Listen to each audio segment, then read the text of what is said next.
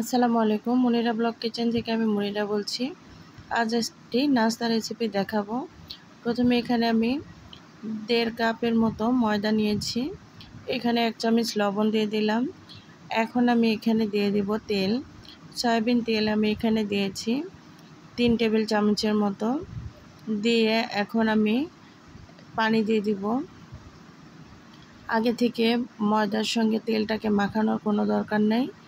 এখন এইভাবে পানির সঙ্গে আমি সবগুলো উপকরণ একসঙ্গে হাত দিয়ে ভালোভাবে মেখে নিব। একটা সুন্দর ডো তৈরি করে নেব। হাত দিয়ে এভাবে মেখে একটা সুন্দর ডো তৈরি করে নেব।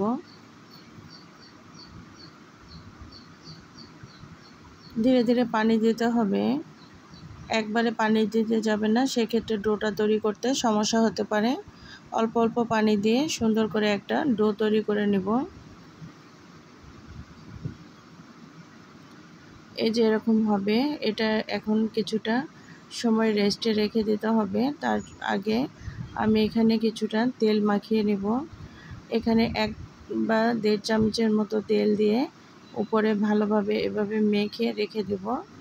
10 মিনিটের বা 15 মিনিটের জন্য রেখে দিলেই এনাফ, বেশি সময় রাখার দরকার নেই।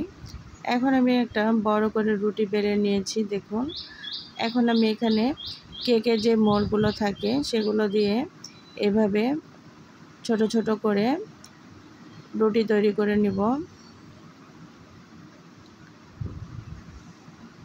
আপনারা বিভিন্ন কুকি কাটার দিয়েও এই কাজটা করে নিতে পারেন।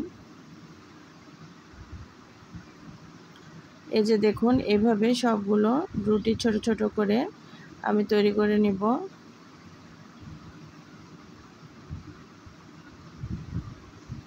বড় একটা রুটি তৈরি করে নিলে এভাবে অনেকগুলো ছোট রুটি তৈরি করে নেওয়া যায়। তো এখন রুটিগুলোকে আমি আলাদা করে নিব বড় রুটিটা থেকে। এই যে দেখুন, আলাদা করে নিয়েছি। এখন আমি এইভাবে ফুল তৈরি করে নিচ্ছি। একদম সহজ পদ্ধতি, জাস্ট একটু এভাবে হাত দিয়ে ভাঁজ করে নিয়ে আসলেই একটা ফুল তৈরি হয়ে যাবে। এভাবে আমি সবগুলো ফুল তৈরি করে নেব। এই যে দেখুন, দেখতে কত সুন্দর লাগছে না? এখন এভাবে সবগুলো ফুল আমি তৈরি করে নেব। আপনারা আপনাদের পছন্দ মতো করে নিতে পারেন। যদি কেউ চান এখানে ডো তৈরি করার সময় চিনি দিয়ে নিতে পারেন, সেক্ষেত্রে আরও ভালো লাগবে খেতে। তো এই যে দেখুন, সবগুলো আমার ফুল তৈরি করে নেওয়া হয়ে গিয়েছে, বা নাস্তার রেসিপিটি তৈরি করে নেওয়া হয়ে গিয়েছে। এখন আমি ভাজতে চলে যাব। চুলার উপরে কড়াইয়ের মধ্যে তেল গরম করেছি। করে এখন আমি এইভাবে পিঠাগুলো বা নাস্তার রেসিপিগুলো এভাবে দিয়ে দিব। তেলটা কিন্তু একদম গরম করা যাবে না, একটু অল্প তেল গরম হওয়ার পরে এই পিঠাগুলো দিয়ে দিতে হবে। নয়তো কিন্তু বেশি যদি গরম হয় সেই ক্ষেত্রে দ্রুত নাস্তাগুলো ভাজা হয়ে যাবে, কিন্তু ভেতরে ভালোভাবে সেদ্ধ হবে না, কাঁচা থেকে যাবে। এর জন্য অল্প তেল যখন গরম হবে তখন সেই অবস্থাতেই দিবেন। এখন দেখুন, আমি চামচের সাহায্যে অনেকটাই উপরে তেল এভাবে দিয়ে নিচ্ছি। এতে করে চতুর্পাশে ভালোভাবে ফ্রাই হয়ে যাবে। আর এভাবে চামচের সাহায্যে একটু উল্টে পাল্টে ভালোভাবে ভেজে নিতে হবে।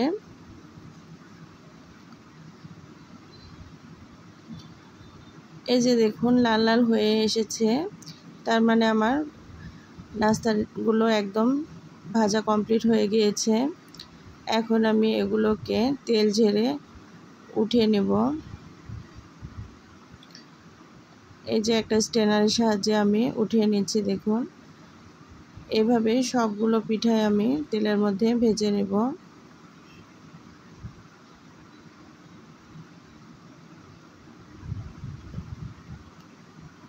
আপনারা চাইলে এই তেলে ভাজার আগ পর্যন্ত ফ্রোজিং করে রাখতে পারেন।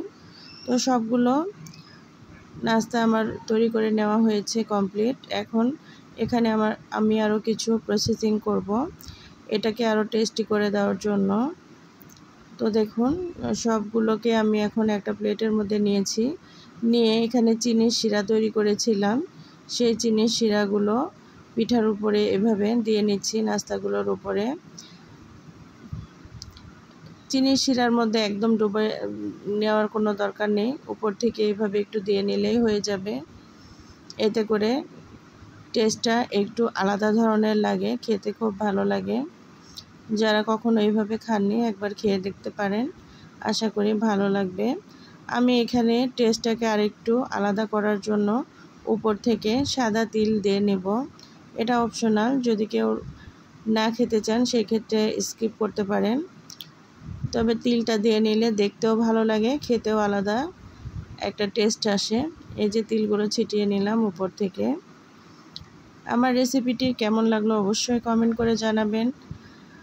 ভুল ত্রুটি হলে ক্ষমা সুন্দর দৃষ্টিতে দেখবেন। লাইক, কমেন্ট, শেয়ার করবেন। আর পুরো ভিডিওটি দেখার অনুরোধ করছি। সবাই ভালো থাকবেন, আমার জন্য দোয়া করবেন। আজকে এখানেই শেষ করলাম। পরবর্তীতে আরও নতুন নতুন ভিডিও নিয়ে আপনাদের সামনে হাজির হয়ে যাব। আল্লাহ হাফেজ।